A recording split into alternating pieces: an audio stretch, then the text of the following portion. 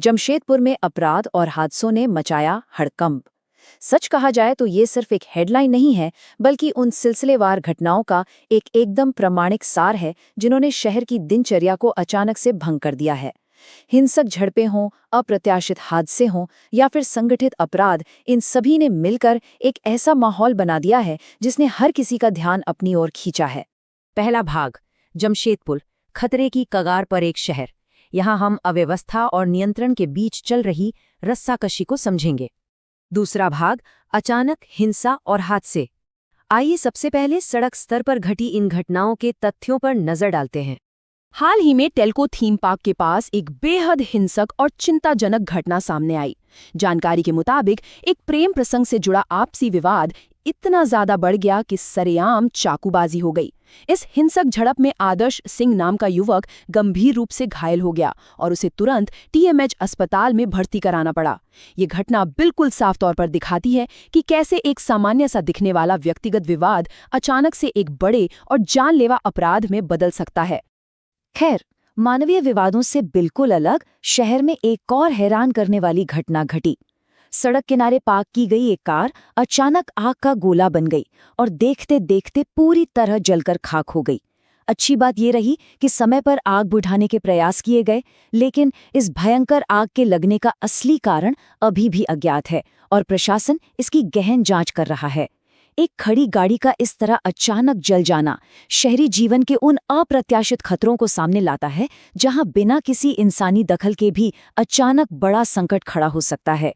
और इन दोनों घटनाओं की तुलना हमें बहुत कुछ बताती है। यह शानदार तरीके से दर्शाता है कि कैसे एक ही शहर के भीतर दो बिल्कुल अलग तरह के संकट एक साथ उभर सकते हैं।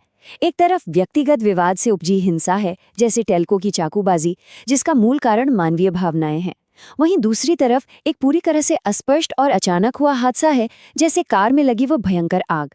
ये दोनों ही घटनाएं स्थानीय अव्यवस्था के दो बिल्कुल अलग चेहरों को हमारे सामने रखती हैं। तीसरा भाग, नशीले पदार्थों पर कड़ी कार्रवाई। अब हम पुलिस और प्रशासन के सख्त अभियान की तरफ बढ़ते हैं।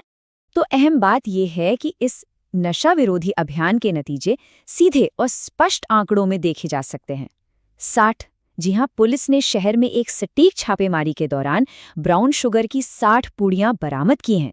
ये महज कोई संख्या नहीं है, बल्कि इस बात का बहुत ही ठोस प्रमाण है कि शहर में नशीले पदार्थों का अवैध व्यापार जमीनी स्तर पर कितनी गहराई तक पहुंच चुका है। एक ही झटके में इतनी बड़ी मात्रा में ड्रग्स पकड़ा जाना इस अंडरग्राउंड नेटवर्क के खिलाफ एक बेहद बड़ी और प्रभावशाली कार्रवाई है। अब यहाँ जो बात वास्तव में ध्यान खींचती है वो है इस पुलिसिया कार्रवाई का दायरा।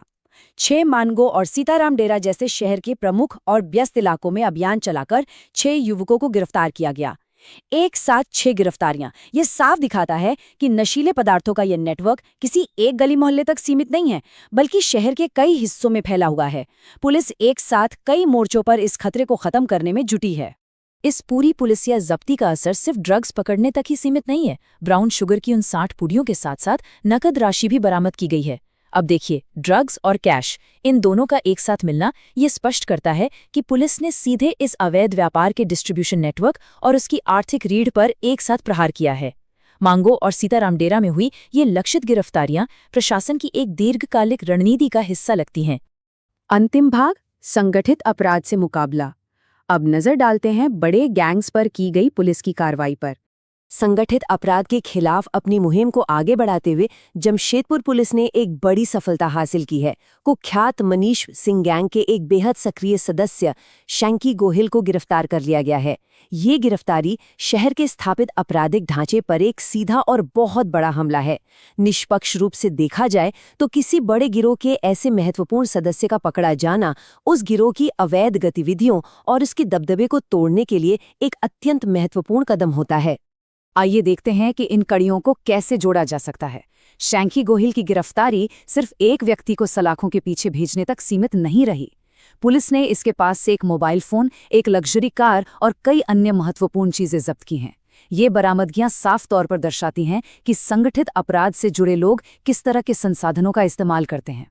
एक लग्जरी कार और संचार उपकरणों का जब्त होना सीधे तौर पर गिरोह के आर्थिक और भौतिक संसाधनों पर एक बड़ी रणनीतिक चोट है।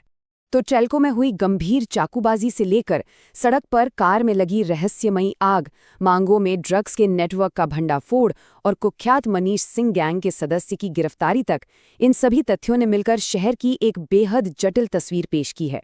अंत में यह पूरी स्थिति हमारे सामने एक बहुत बड़ा सवाल छोड़ जाती है। क्या ये सभी सिर्फ छिटपुट और अलग-अलग घटनाएं हैं, या फिर ये जमशेदपुर पुलिस और संपूर्ण कानून व्यवस्था के लिए एक गहरी और लगातार बढ़ती हुई चुनौती के स्पष्ट लक्षण हैं? इन तथ्यों पर गहराई से विचार करना निश्चित रूप से आवश्यक है।